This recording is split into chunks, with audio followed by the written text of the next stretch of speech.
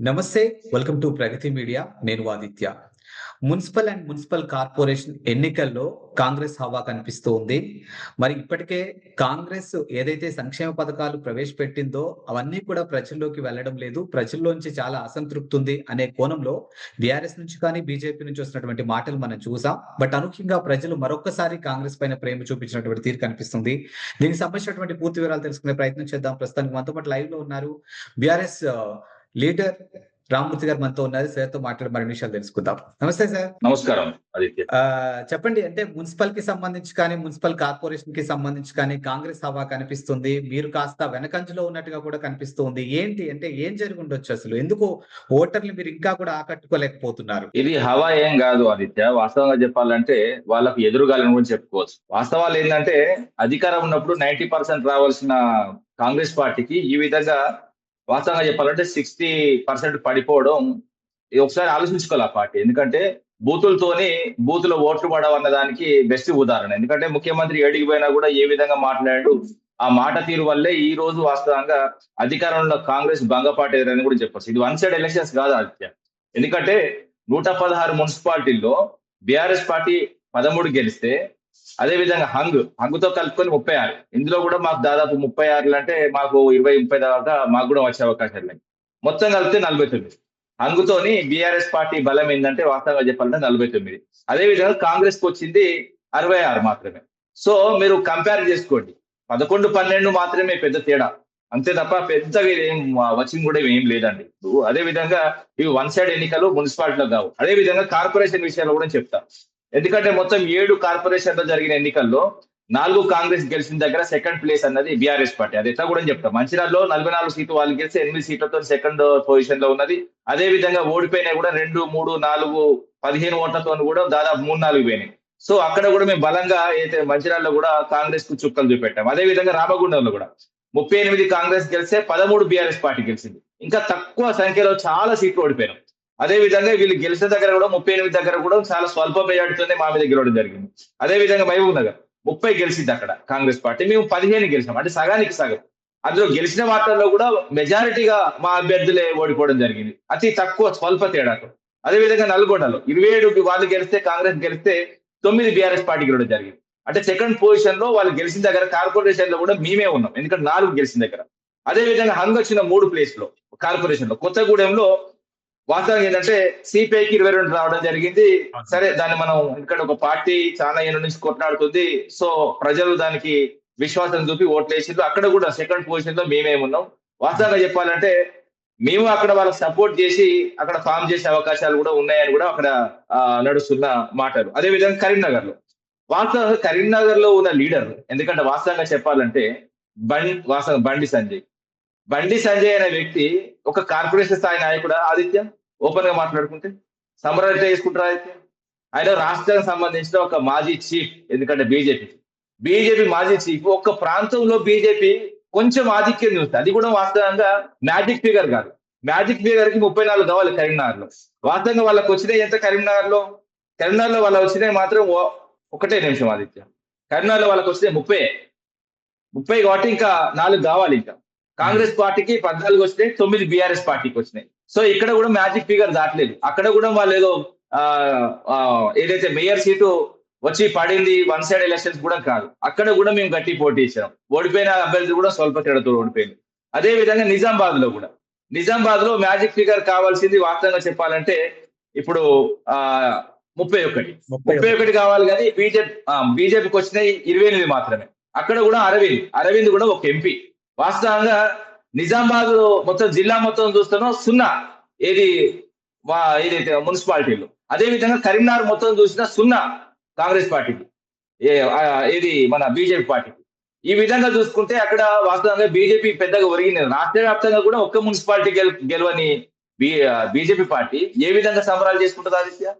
ఇప్పుడు ఇక్కడ magic figure 2 దిక్కులు దాటలేదు. ఇలాంటి పరిస్థితుల్లో ఇది వన్ సైడ్ ఎలక్షన్స్ ఎట్లయితాయి? అంటే వన్ సైడ్ ఎలక్షన్స్ కావు. మీరు ఇంతకు ముందు ఒక మాట అన్నారు. బండి సంజయ్ రేంజ్ ఏంటి? అరవింద్ గారి రేంజ్ ఏంటి? అంటే ఈ ఎలక్షన్స్ ఏంటి అన్నారు కదా! మీ పార్టీ నుంచి కూడా హేమీలంతా కూడా ప్రచార భాగంలో వెళ్ళడం జరిగింది. సో 3 పార్టీలు కూడా ప్రతిష్టాత్మకంగానే తీసుకున్నాయేమో అనిపించింది. అవును ఆదిత్య. ఇప్పుడు రాష్ట్ర వ్యాప్తంగా మున్సిపాలిటీలో పైచేయి సాధించినాం ఓపెన్ గా చెప్పాలంటే. వార్డుల విషయంలో కూడా దాదాపు క్లియర్ గా తెలుసుకుంటే కూడా ఈ రోజు అన్ని వార్తా పత్రికల్లో కూడా పడ్డది. వాస్తవాలు ఏంటంటే మాది పెద్ద పర్సెంటేజ్ కూడా వాస్తవంగా చెప్పాలంటే గత ఎన్నికలకు ఈ ఎన్నికలకు చూసుకుంటే మేము ఏ విధంగా పైకొచ్చినామన్నది కూడా చెప్పుకోవచ్చు. ఎందుకంటే ప్రతిపక్షంలో ఉన్నప్పుడు 90% రావాల్సిన కాంగ్రెస్ పార్టీ 60కి పడిపోయింది. ప్రతిపక్షంలో ఉన్నప్పుడు 2, 3 సీట్లు రావాల్సిన బీఆర్ఎస్ పార్టీకి వాస్తవంగా చెప్పాలంటే ఒక 27% దాకా ఓట్లొచ్చినాయి. ఈ విధంగా చూసుకుంటే మేము పైచేయేది అంతే తప్ప పెద్దగా దీనిలో ఆలోచించవలసింది ఏం లేదు ఆదిత్య. యెస్. మరొక అంశం చూసుకుంటే కవిత గారి ఇంపాక్ట్ మీకేమన్నా పడిందంటారా ఈ ఎలక్షన్స్ లో?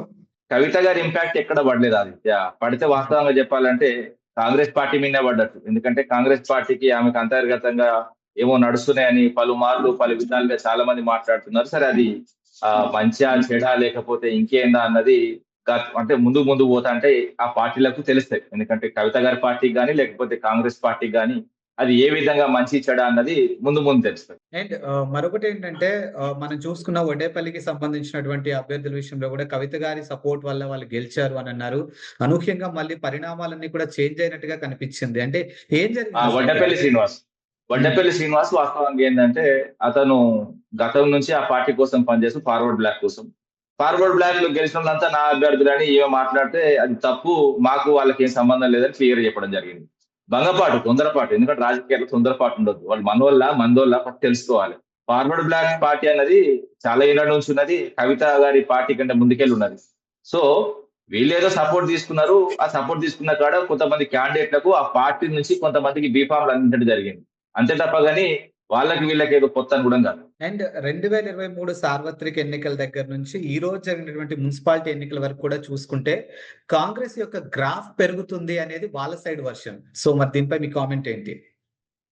గ్రాఫ్ పెరుగుడు కాదు ఆదిత్య. గ్రాఫ్ తగ్గుతున్నది. ఎందుకంటే సర్పంచ్ ఎన్నికల విషయంలో చూసుకున్నా, అదే విధంగా ఇవాళ జరిగిన మున్సిపాలిటీ ఎన్నికల్లో చూసుకున్నా వాస్తవంగా గ్రాఫ్ తగ్గుతున్నది. ఎందుకంటే అధికారం ఉన్నప్పుడు ఎన్ని రావాలని కూడా చెప్తా. వన్ సైడ్ ఎలక్షన్స్ అంటే ఏందో కూడా చెప్తా. ఎందుకంటే ఇప్పుడు గతంలో జరిగిన 2019లో జరిగిన సర్పంచ్ ఎన్నికల్లో 12,571 గ్రామాలకు ఎలక్షన్స్ జరుగుతాయి. అందులో 7,774 బీఆర్ఎస్ పార్టీ గెలవడం జరిగింది. సో అది వన్ సైడ్ ఎలక్షన్స్ అంటే. అదే విధంగా జెడ్పీటీసీ ఎలక్షన్స్ 538 సంబంధించి జెడ్పీటీ స్థానాలకు పోటీ అయితే 446 గెలిచింది. అంటే వన్ సైడ్ అంటే 90% ఎబోవ్ గెలిచినాం. అదే విధంగా 5,817 ఎంపీటీ స్థానాలకు పోటీ జరిగితే 3,556 గెలిచినాం. ఇది కూడా 90% ఎబోవ్. అధికారంలో ఉంటే ఈ విధంగా రావాలి. కానీ ఇప్పుడు ఈ పార్టీకి వచ్చింది ఏంది? 60% పడిపోయింది. 60% పడిపోవడం అంటే వాస్తవంగా గ్రాఫ్ తగ్గినట్టా, పెరిగినట్టే మీరే ఆలోచించుకోవాలి ఆదిత్య. అండ్ ఇంకో విషయానికొస్తే ఇప్పుడు గ్రేటర్ హైదరాబాద్ ఎలక్షన్స్ కూడా రానున్న రోజుల్లో రాబోతున్నాయి. దీన్ని 3గా డివైడ్ చేయడం జరిగింది. మరి ఇక్కడ మీ హవా ఏ విధంగా కనిపించబోతుంది? వాళ్ళు 3గా చేసుకున్నా, 30 చేసుకున్నా హైదరాబాద్‌కు మేము ఏం చేసినామో హైదరాబాద్ ప్రజలకు తెలుసు. వాస్తవంగా తెలంగాణ ఏర్పాటుకు ముందు ఏ విధంగా హైదరాబాద్ ఉండే, తెలంగాణ ఏర్పాటైన తర్వాత ఏ విధంగా మేము ఫ్లైఓవర్లు గాని, అదే విధంగా పార్కుల అభివృద్ధి గాని, అదే విధంగా నగరంలో మంచినీటి సమస్య గాని, అదే విధంగా కరెంట్ సమస్యలు గాని, వివిధ అంశాల్లో హైదరాబాద్‌కు ఎంతో చేశాం. ఎందుకంటే ఒకప్పుడు సాఫ్ట్‌వేర్ ఎంత ఉండే, మేమొచ్చిన తర్వాత ఎంతమంది ఎంప్లాయీస్ పెరిగిర్రు, ఎన్ని జాబ్స్ పెరిగినాయి. వరల్డ్ సంబంధించిన పెద్ద పెద్ద కంపెనీస్ వచ్చి ఇక్కడ ఇన్వెస్ట్‌మెంట్ పెట్టడం జరిగింది. సో ఆ విషయంలోనే గతంలో కూడా అసెంబ్లీ ఎలక్షన్ జరిగితే కూడా వన్ సైడ్‌గా మాకు తీర్పు ఇవ్వడం జరిగింది. హైదరాబాద్‌లో మేము బలంగా ఉన్నాం. అదే విధంగా వరంగల్ వాస్తవంగా గ్రేటర్ వరంగల్‌కి సంబంధించి కూడా ఆహ్, అదే 2 ఒకసారే పెట్టే అవకాశాలు ఉన్నాయి కాబట్టి రెండిట్లో మా సత్తా చాటుతుంది. అండ్ పార్టీ ఫిరాయింపులకి సంబంధించి ఇంకా ఒక 7గురు ఎమ్మెల్యేల విషయంలో ఒక స్పష్టత లేకుండా కనిపిస్తుంది. మరి ఆయా నియోజకవర్గాల్లో వాళ్ళ ఇంపాక్ట్ ఏ విధంగా ఉంది? ముఖ్యంగా మీ పార్టీ విషయంలో? పార్టీ ఫిరాయింపు చేసిన ఎమ్మెల్యేలు ఈ రోజు ఎటు తిరిగి ఓట్లు అడిగిళ్ళు, ఎటు పని చేసిళ్ళు అన్నది స్పష్టంగా కనబడుతున్నది. ఎందుకంటే మేము పార్టీ మారలేదని నిస్సిగ్గుగా చెప్తున్న ఈ ఎమ్మెల్యేలను చూస్తే వాస్తవంగా దయ్యాలు చూసి కూడా పారిపోతున్నాయి అలాంటి పరిస్థితులు. ఎందుకంటే వీళ్ళు ఒక పార్టీ మారిన తర్వాత కూడా గతంలో కూడా మేము పార్టీ చేంజ్ చేసుకున్నాం. కానీ పార్టీ చేంజ్ చేసుకున్నప్పుడు 2018లో ఏదైతే కొన్ని సమస్యలు వచ్చినప్పుడు గాని, అదే విధంగా 2015లో ఒక దుర్మార్గుడు మా పార్టీ కొంచెం డిస్టర్బ్ చేయాలనుకున్నప్పుడు గాని వాస్తవంగా మేము కూడా చేసుకోవడం జరిగింది. చేసుకున్నోళ్ళు కూడా వాస్తవంగా బాధాపుగా యాంటీ డిఫెక్షన్ లాగా అనుగుణంగా చేసుకున్నాం. వాళ్ళు కూడా కండువా కప్పుకొని డైరెక్ట్ కప్పుకున్నాం అని చెప్పిళ్ళు. కానీ వీళ్ళలాగా వాస్తవంగా కప్పుకోనట్టు ధైర్యం లేని పార్టీలు, ధైర్యం లేని మనుషులు, ధైర్యం లేని వ్యక్తిత్వం ఉన్నోళ్ళు. ఇంకోటి ఏంటంటే కప్పుకుంటే కప్పుకున్నా అని చెప్పాలి ధైర్యంగా. కానీ ఇటు ప్రజలను మోసం చేస్తూ అదే విధంగా వాళ్ళ వ్యక్తిగత ప్రయోజనాల కోసం, పదవుల కోసం, పైసల కోసం ఈ విధంగా వ్యవహరిస్తున్నారన్నది రాష్ట్ర వ్యాప్తంగా చర్చ నడుస్తున్నది. వాళ్ళ గురించి పెద్దగా ఆలోచించే అవసరం లేదు. ప్రజలు వాళ్ళ ఎన్నిక వచ్చినప్పుడు ఆ ఓటుతోనే సమాధానం చెప్తారు. అండ్ కమింగ్ ఎలక్షన్స్ లో అంటే ఇప్పుడు బీఆర్ఎస్ అనేది రెండో స్థానానికి మాత్రమే పరిమితం అవుతుంది. మొన్న లోకల్ ఎలక్షన్స్ లో అలాగే కనిపించింది. ఇప్పుడు మున్సిపాలిటీలో అలాగే కనిపించింది. అండ్ మీ సిట్టింగ్ స్థానాలు ఒకటి కంటోన్మెంట్ అవ్వచ్చు, లేకపోతే జూబ్లీస్ లాంటి ప్లేసెస్ లో కూడా కాంగ్రెస్ హవా మేము చూసాము. సో మరి ఈ రెండో ప్లేస్ నుంచి మొదటి ప్లేస్ కి వెళ్ళడానికి ఏం చేయబోతున్నారు అసలు? ఆదిత్య, ప్రభుత్వం మార్పు అని చేంజ్ అయిన తర్వాత వెంటనే వచ్చిన ఎలక్షన్ దురదృష్టకరమైన సంఘటన. వాస్తవంగా కంటోన్మెంట్ ఎమ్మెల్యే గారు చనిపోయింది. సరే, చిన్న వయసులో కాలం చేసిండు. సరే, అప్పుడు కొత్తగా వచ్చిన ప్రభుత్వం కాబట్టి ఏమో చేస్తారన్న అభిప్రాయంతో అక్కడ ప్రజలు వాస్తవంగా వేయడం జరిగింది. దాని గురించి నేను ఎక్కువ మాట్లాడను. కానీ ఏదైతే జూబ్లీ హిల్స్ ఎన్నికైతే అందరం చూసినాం. చిన్న చిన్న పిల్లలతోని వాస్తవంగా ఎంత రిగ్గింగ్ చేసిళ్ళు, ఎంత మనీ ప్రాబల్యం నడిచింది, ఏ విధంగా భయభ్రాంతులకు గురి చేసిళ్ళు అన్నది. సరే, అది అయింది, అయిపోయింది. సరే, వాళ్ళు గెలిచిళ్ళు. మాకు కూడా వాస్తవంగా చెప్పాలంటే మాకు పెద్ద తేడా అయింది. మాకు 70,000 చిల్లర ఓట్లు వచ్చినాయి. ఆ 70,000 ఓట్ల చిల్లర వేసిన ఓటర్లకు కూడా మేము ఎప్పటికి కూడా కృతజ్ఞత భావంతోనే ఉంటాం. మాకు ఎక్కడ కూడా వాళ్ళు ప్రజలు అన్యాయం చేయలేదు. జూబ్లీ హిల్స్ ప్రజలు మాకు అన్యాయం చేయలేదు, మాకు న్యాయం చేయాలని చూసిళ్ళు. కానీ ఏంటంటే అక్కడ ఏదైతే జరిగిన ఎన్నికల్లో వాళ్ళ ఇంట్లో కూడా, ఎందుకంటే అభ్యర్థి కాంగ్రెస్ పార్టీకి చెందిన అభ్యర్థి ఇంట్లో కూడా దొంగ ఓట్లు డైరెక్ట్ దొరికినాయి. అలాంటి పరిస్థితుల్లో గెలిచిన గెలుపు వాస్తవంగా ఇక ఏ గెలుపు అంటారో, ప్రజాస్వామ్యాన్ని ఏ విధంగా వాళ్ళు కూని చేసినది కూడా చూసాం. దేశంలో వాస్తవంగా రాజ్యాంగం చేతులు పట్టుకొని ఓటు చోరీ జరగద్దు, అదే విధంగా దొంగ ఓట్లు చేస్తున్నారు బీజేపీ పార్టీ అని ఆయన ప్రచారం చేశారు. మరి కాంగ్రెస్ అభ్యర్థి ఇంట్లో దొంగ ఓట్లు ఉంటాయి. ఈ విధంగా ద్వంద్వ వైఖరి నడుపుతున్న కాంగ్రెస్ పార్టీని రానున్న రోజుల్లో వాస్తవంగా ప్రజలే తీర్పు చెప్తారు ఆదిత్య. అంటే ఒకటే ఇప్పుడు సంక్షేమ పథకాల విషయంలో ప్రజల్లోకి బలంగా వెళ్ళట్లేదు అనేది మీ గొంతు. సంక్షేమ పథకాలే ఈ రోజు మమ్మల్ని ఇక్కడ నించోబెట్టాయనేది వాళ్ళ సైడ్ వర్షను. సో ప్రజలు దీన్ని ఎలా అర్థం చేసుకోవాలి అసలు? ప్రజలకు అసలు సంక్షేమం అంటే ఏందన్నది రుచి చూపెట్టింది ఫస్ట్ మా పార్టీ. అసలు ఇంకోటి ఏంటంటే, మేము కొంత చేస్తే దానికి మేము రెట్టింపు చేస్తామని వచ్చి అధికారంలో కూర్చున్న ఈ కాంగ్రెస్ పార్టీ చేస్తున్నది ఏంటన్నది కూడా ప్రజలకు పూర్తిగా క్లియర్ గా ఒక అద్దంలో చూసుకుంటే కనబట్టేట్టు చెప్పాలి. ఎందుకంటే మా ప్రతిపక్ష పాత్ర కూడా అంతే. ఎందుకంటే ఇప్పుడు జరుగుతున్న అన్యాయం కూడా ఫ్రీ బస్సు విషయంలో కానీ, లేకపోతే ఫ్రీ కరెంట్ విషయంలో కానీ జరుగుతున్నది. ఎందుకంటే దాని వెనకాల ఏం జరుగుతున్నదని కూడా క్లుప్తంగా ప్రజలకు వివరించే ప్రయత్నం చేయాలి. ఆ క్రమంలో మేము ముందుకు పోతున్నాం. సరే, ఈ రోజు ఏ విధంగా వీళ్ళు అధికారంకి వచ్చిన తర్వాత ఒక్కొక్కటి, ఎందుకంటే ఎంతెంత బాకీ ఉన్నారో కూడా చెప్తా ప్రజలకు. అదే విధంగా మహిళలకు 2500 ఇస్తా అన్నారండి.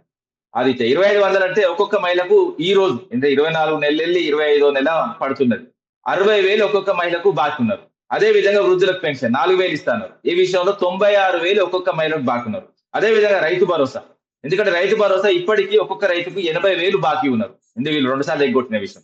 అదే విధంగా రుణమాఫీ 2 లక్షల రుణమాఫీ చేస్తాను వచ్చిన తర్వాత వాస్తవంగా ఈ రోజున ఏ గ్రామమైనా పోదాం అయితే మీరు రండి, నేను కూడా తీసుకెళ్తా. ఏ ఊర్లోనైనా 2 లక్షల రుణమాఫీ పూర్తిగా అయిందంటే మీరు ఎట్లా చెప్తే అట్లా వింటారు. అదే విధంగా ఈ రుణమాఫీ అడ్డం పెట్టుకొని మార్టిగేజ్ లోన్స్ ఉంటాయి, ఎందుకంటే తనఖా పెట్టిన రుణాలు అంటారు. అవి కూడా ముక్కు వెండి వసూలు చేసి, అంటే అవి కడితేనే డబ్బులు ఇస్తాం, మీ రుణం మాఫీ అయిద్దని బలవంతంగా కట్టించుకుని అది కూడా 12,000 కోట్లు బ్యాంకు ఏజెంట్ గా మారి కాంగ్రెస్ ప్రభుత్వం వసూలు చేసింది. అదే విధంగా నిరుద్యోగులకు 2 లక్షల ఉద్యోగాలు ఇస్తా అని వచ్చిన ఈ కాంగ్రెస్ ప్రభుత్వము 2 ఉద్యోగాలు ఇచ్చింది ఆదిత్య. అది ఎవరికన్నది కూడా మీకు కూడా తెలుసు, ఎందుకంటే మనం గతంలో కూడా మాట్లాడుకున్నాం. ఒకటి బల్మూరు వెంకట్కు, అదే విధంగా రియాజ్ కు. ఒకళ్ళు ఎమ్మెల్సీ అయిండు, ఒకళ్ళు గ్రంథాలయం రాష్ట్ర చైర్మన్ అయిండు. అంతే తప్ప అక్కడ నిరుద్యోగులకు వచ్చింది ఏం లేదు. మొన్న కూడా, ఎందుకంటే జూబ్లీ హిల్స్ ఎన్నికలు కూడా నిరుద్యోగులు మొత్తం ఇల్లు కూడా తిరిగి ఓటేస్తే ఆగమైపోతారు, మమ్మల్ని కూడా ఆగం చేసేలా కూడా వాళ్ళు చెప్పడం జరిగింది. విద్యార్థులు గ్రంథాలయం చదువుతుంటే కూడా గుంజుకొచ్చి కొట్టే పరిస్థితి కూడా ఆదిత్య. ఆ విధంగా వీళ్ళు అన్యాయం చేస్తుంది. నిరుద్యోగ భృతి ఏదైతే విద్యార్థులకు, ఒక్కొక్క విద్యార్థికి నిరుద్యోగికి 96,000 బాకున్నారు ఆదిత్య. ఎందుకంటే వీళ్ళు ఇచ్చిన మాట. వికలాంగుల పెన్షన్ వీళ్ళు వచ్చిన తర్వాత పెంచుతున్నారు కదా, ఒక్క వికలాంగునికి 1,44,000 రూపాయలు బాకీ ఉన్నారు. అదే విధంగా షాదీ ముబారక్, కళ్యాణ్ లక్ష్మికి తులం బంగారం ముచ్చట ఈ సమంత బంగారం ఇచ్చే పరిస్థితి లేదని మీకు కూడా తెలుసు, నాకు కూడా తెలుసు. ఇక విద్యార్థులకు స్కూటీలు అన్నారు. ఇక స్కూటీల ముచ్చట పక్కగా పెట్టి రాష్ట్రాన్ని లూటీ చేస్తున్నారు. అలాంటి పరిస్థితులు. అదే విధంగా విద్యా భరోసా కార్డు 5 లక్షల విద్యా భరోసా కార్డు ఇస్తున్నారు. ఒక్కరికన్నా ఇచ్చింది ఆదిత్య. విద్యార్థులను ఆ విధంగా బఫూన్లు చేసి వరికి బోనస్ అని వాస్తవంగా రైతులను కూడా మోసం చేసిండు. పోయిన కాలమే వాస్తవంగా చెప్పాలంటే 1160 కోట్లు ఏదైతే బాకీ ఉన్నారు ఆదిత్య రైతులకు, వాళ్లకు ఏదైతే వాస్తవంగా బోనస్ రాలేదు. ఆటో కార్మికులకు 12,000 ఇస్తున్నారు. ఒక్కొక్క ఆటో డ్రైవర్ కి 24,000 బాకీ ఉన్నారు ఆదిత్య. అదే విధంగా రైతు కూలీలకు సంవత్సరానికి 12,000 ఇస్తున్నారు. అది కూడా 24,000 బాకీ ఉన్నారు. అదే విధంగా ఫీజు రియంబర్స్మెంట్. ఇక విద్యార్థుల పరిస్థితి అగమ్య గోచరం. వాళ్ళ పరిస్థితి వాళ్ళ సర్టిఫికేట్ తీసుకోలేని పరిస్థితి. ఫర్దర్ గా వాళ్ళు జాబ్ చేయాలనుకున్నా ఫర్దర్ స్టడీస్ కోసం సర్టిఫికేట్స్ అడిగితే ఆ యాజమాన్యం ఇవ్వలేని పరిస్థితి కూడా ఉంది. ఎందుకంటే ఫీజు రియంబర్స్మెంట్ రావాలి కాబట్టి. ఈ విషయంలో తీవ్ర అన్యాయం చేస్తున్నారు. వాళ్ళు కూడా యాజమాన్యాలు ప్రభుత్వంతో కొట్లాడితే వాళ్ళని కూడా బ్లాక్ మెయిల్ చేసి ఇబ్బంది పెడుతున్న ముఖ్యమంత్రి కూడా చూస్తున్నాం. అదే విధంగా విద్యా జ్యోతి కింద ఎస్టీ విద్యార్థులకు 10 పాస్ అయితే 10,000, ఇంటర్ పాస్ అయితే 15,000, డిగ్రీ పాస్ అయితే 25,000, అదే విధంగా పీజీ పాస్ అయితే 1,00,000, అదే విధంగా ఎంఫిల్ చేస్తే పిహెచ్డి చేస్తే 5 లక్షల రూపాయలు ఇస్తా అన్న గప్పాలు కొట్టిన ఈ కాంగ్రెస్ ప్రభుత్వము పుట్టాలు అమ్మినట్టు అమ్మింది అధ్యక్ష. ఈ వాస్తవంగా చెప్పండి ఆదిత్య, ఇంత ఘోరమైన పరిస్థితి. అదే విధంగా అంబేద్కర్ అభయాస్తం అని మేము తీసుకొచ్చిన దళిత బంధును మేము 10 లక్షలు ఇస్తే మేము 12 లక్షలు ఇస్తామని దళితులను కూడా మోసం చేసింది ఆదిత్య. అలాంటి పరిస్థితులు ఇప్పుడు వీళ్ళు ఏం చేసింది ఆదిత్య వచ్చినప్పుడు ఫ్రీ బస్ విషయం కూడా పలుమార్లు మనం మాట్లాడుకున్నాం. రోజుకు 10 కోట్లు కట్టాలి, దాన్ని కూడా వాస్తవంగా నష్టాలు నెట్టిల్లు. అదే విధంగా ఒలెక్ట్రా అండ్ ఏదైతే జేబిఎం జై భారత్ మారుతి అని 2 ప్రైవేట్ కంపెనీలు తీసుకొచ్చి ప్రతి డిపోలో నేను ఇద్దరం కలిసిపోదాం అయితే 120 నుంచి 130 బస్సులు ప్రైవేట్ సంబంధించిన బస్సులు ఉంటే ఆర్టీసీ సంబంధించిన 8-9 మిగిలిపోయినాయి. సో ఈ రోజు 10,000 వాస్తవంగా రోజుకు 10 కోట్లు కట్టాల్సినవి కూడా ఆ కంపెనీలకు కట్టాలి. ఎందుకంటే ఈ ప్రైవేట్ కంపెనీ కడితే అట్లకెళ్ళి మళ్ళీ తిరిగి వస్తాయి రేవంత్ రెడ్డి బ్రదర్స్. అదే విధంగా లాభాల్లో ఉన్న కార్గోను కూడా తీసుకుపోయి రేవంత్ రెడ్డి అన్నదమ్ములకు అప్పచెప్పిలు. ఈ విధంగా బినామీ కంపెనీలతోని బినామీ ఆస్తులు సంపాదించుకుంటా రాష్ట్ర వ్యాప్తంగా దోపిడీ జరుగుతుంది. అదే విధంగా పవర్ డిస్కామ్లకు ఫ్రీ కరెంట్ అని ప్రజలను మోసం చేస్తున్న కాంగ్రెస్ పార్టీకి. ఎందుకంటే అదే విధంగా ప్రజలకు కూడా చెప్తున్నా, మీరు వాడుకునే ప్రతి రూపాయి ఆ సంస్థ మీద భారం పడుతున్నది. ఆ సంస్థ నష్టాలు నెడుతున్నారు. ఏదో మీకు ఫ్రీగా ఇస్తున్నారు అనుకుంటున్నారు కానీ ఆ ప్రభుత్వానికి వీళ్ళు ప్రభుత్వం నుంచి పవర్ డిస్కామ్లకు డబ్బులు కట్టట్లేదు. ఈ రోజు ఫ్రీ పవర్ తో వాస్తవంగా చెప్పాలంటే పవర్ డిస్కామ్లకు రాష్ట్రంలో ఉన్న పవర్ డిస్కామ్లకు 24,690 కోట్లు ఏదైతే పెండింగ్ ఉన్నది మామూలు విషయం కాదు. 24,690 కోట్లు అయితే ఈ పవర్ డిస్కామ్లకు బాకీ ఉండి అవి కూడా నష్టాలకు పోయే పరిస్థితి ఉన్నది. ఇక ఇందిరమ్మ ఇండ్ల విషయం అయితే అతి ఘోరమైన అంశం. ఎందుకంటే 1,00,000 రూపాయలు ఫస్ట్ లబ్ధిదారుని పేరు మీద అప్పు చేసి ఇచ్చిండు. అంటే మిగతా 4 లక్షలు, ఇంకా 1,00,000 పోయింది. ఆ 1,00,000 కూడా ఏదోరైనా వాళ్ళు కట్టుకోవాల్సిందే. ఇంకా 4 లక్షల రూపాయలు 4 లక్షల రూపాయలు మేస్త్రి అడుగుతున్నాడు. మేస్త్రి 4 లక్షలు అడుగుతున్నాడు కాబట్టి మేస్త్రి ఇల్లు కట్టడానికి వాస్తవంగా 4 లక్షలు ఇవ్వాల్సిందే. సిమెంట్ ఎక్కంచెలు తేవాలి, ఇటుక ఎక్కంచెలు తేవాలి, అదే విధంగా వాస్తవంగా చెప్పాలంటే ఇసుక ఎక్కంచెలు తేవాలి, ఐరన్ ఎక్కంచెలు తేవాలి. ఇలాంటి పరిస్థితులు. ఇప్పుడు ఇంకోటి ఏంటంటే ఇవన్నిటికీ ఖచ్చితంగా ఆ లబ్ధిదారుడు అప్పు చేయాలి. అప్పు చేసి 5 లక్షలు 10 లక్షలు వాస్తవంగా ఇల్లు కట్టుకొని తేవాలి. మరి 5 లక్షలు 10 లక్షలు అప్పు చేసుకున్నా లేకపోతే ఆయన దగ్గర నిలువ ఉంటే అప్పు తీసుకొస్తే అప్పు ఇచ్చిన పేరు పెట్టాలి. లేకపోతే ఆయన దగ్గర ఉంటే ఆయన ఇంటి పేరు లేకపోతే ఆయన పిల్లల పేరులో ఆ ఇంటికి పెట్టుకోవాలి. వాస్తవంగా వీళ్ళు ఇచ్చే పైసలతోని ఇల్లు కావట్లేదు అన్నది కూడా అందరు కూడా గుడిసె కూడా వేసుకోలేము. సో ఇందిరమ్మ ఇల్లు పేరేది పెట్టుకోవాలి. వాస్తవంగా రాష్ట్రంలో ఉన్న ఇందిరమ్మ లబ్ధిదారుల అందరికీ నేను చెప్తున్నది ఏంటంటే మీ ఇంటి పేరో లేకపోతే మీ పిల్లల పేరో లేకపోతే మీకు అప్పు ఇచ్చిన వాళ్ళ పేర్లో పెట్టుకోమని చెప్తున్నా తప్ప మోసపోకుండా అని చెప్తున్నా. ఎందుకంటే ఇందిరమ్మ ఇల్లు పేరు పెట్టుకొని వెనకట వాస్తవంగా పుస్తకాలు అమ్ముకున్న పరిస్థితుల్లో ఒక్కొక్క కాంగ్రెస్ లీడరు 5, 6 ఇల్లులు లేపుకొని కూడా బిల్లులు లేపుకొని ఇల్లులు కట్టుకున్న సందర్భాలు కోకొల్లడం ఆదిత్య. యెస్. తెలంగాణకి సంబంధించి ఎలాంటి అప్డేట్ అంటే రాజకీయాల్లో మారుతున్నటువంటి అంశాల బేస్‌గా ఎలాంటి అప్డేట్ కావాలన్నా మళ్ళీ మిమ్మల్ని అప్రోచ్ అవుతాను. Thank you sir. Thank you so much. Thank you.